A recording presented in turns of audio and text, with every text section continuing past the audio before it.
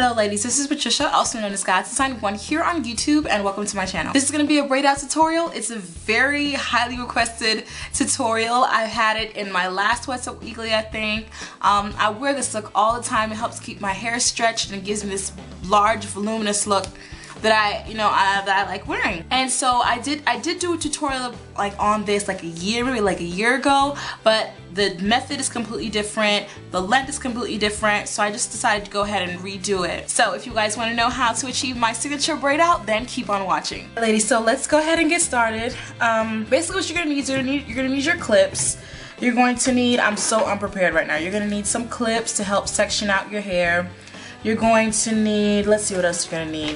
You're gonna need a twisting agent. I like to use my shea cream, and also this Beautiful Textures Moisture whipped cream butter. What is this? Moisture butter whipped curl cream. There we go. I like to use that as well, or you can use plain old shea butter. Whatever you like to twist or braid your hair up with is fine, and some water as well. Oh gosh, okay, the sun's coming back. It's a little brighter in here. Okay, so let's get started. My hair is just wrapped down today. I didn't feel like doing anything with it.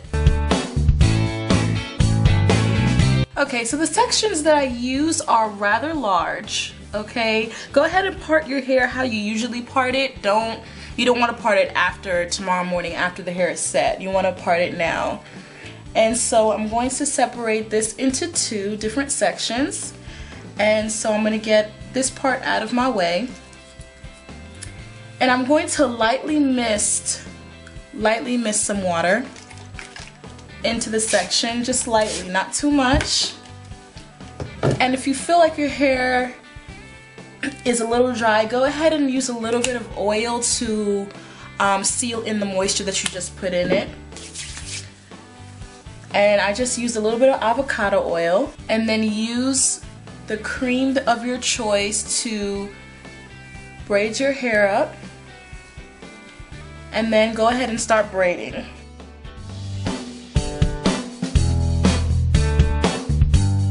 Now when I braid, I don't braid tight. I don't braid super tight, just because I don't really like the crinkly look.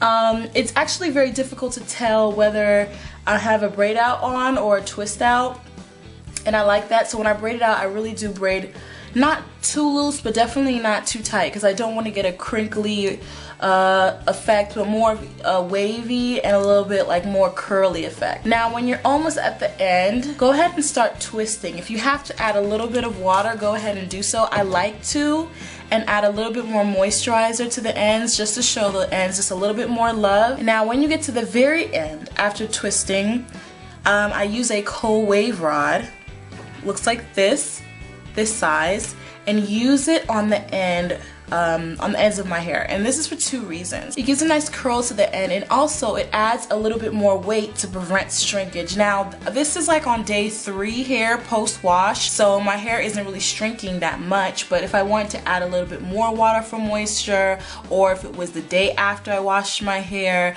would be a lot more shrunken in, and so this would give me some weight. And I'm just going to take my hair and wrap it around. I'm not going to take it too far up, but just a few times, and then take the other side and go ahead and attach it. So I'm going to do the rest of my hair. It is the next day. It's about like, what time is it right now? 12 o'clock, noon. It's about noon. I have a little intruder right here, so don't mind her, but I'll put the link to her YouTube down in the description bar. Okay, so what we're gonna do is we're gonna take this thing down. I'm gonna use some of my shea cream, shea whip, and put it in my finger to take these things down. And then we're going to take the twist out at the bottom and then gently take out the braids. You want to take them out nice and smooth, because you want to eliminate as much frizz as possible, at least right now in this step. This is how, can they see? I don't even know if they can even see. There you go. Yeah, right there. And so then you'll see the 3 sections that you use for braiding. I take one section and I just started breaking it down by clumps. So So here's one clump, or actually it's two. And just separating them like that. So the difference to me between my braid outs and twist outs and most people is the way I break it down. So that's why, as you can see, there's a defined curl pattern instead of like the kind of crinkly effect that braid outs give. And so it gives more of a kind of curly afro and less of a structured braid out. So just break it down by clumps, and you'll see it because your hair will naturally clump together like I talked about in the wash and go video. And you just slowly just separate it. It's not that tedious of a process. You'll be able to feel it, like you won't even have to look after you've gotten used to breaking your hair down this way. Alright, so here are the results of the braid out. And it's very stretched and very fluffy. Let me show you guys the side.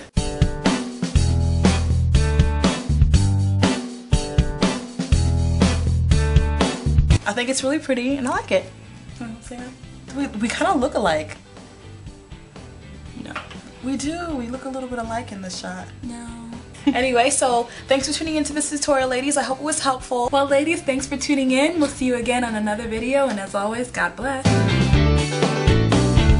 But I'm hoping to get some definition. Some of these look like this front one right here is looking retarded. Tell the camera how much you're going to miss me when I graduate.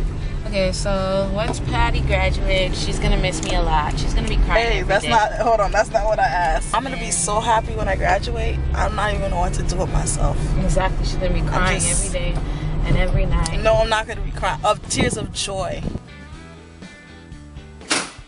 Close my door, please.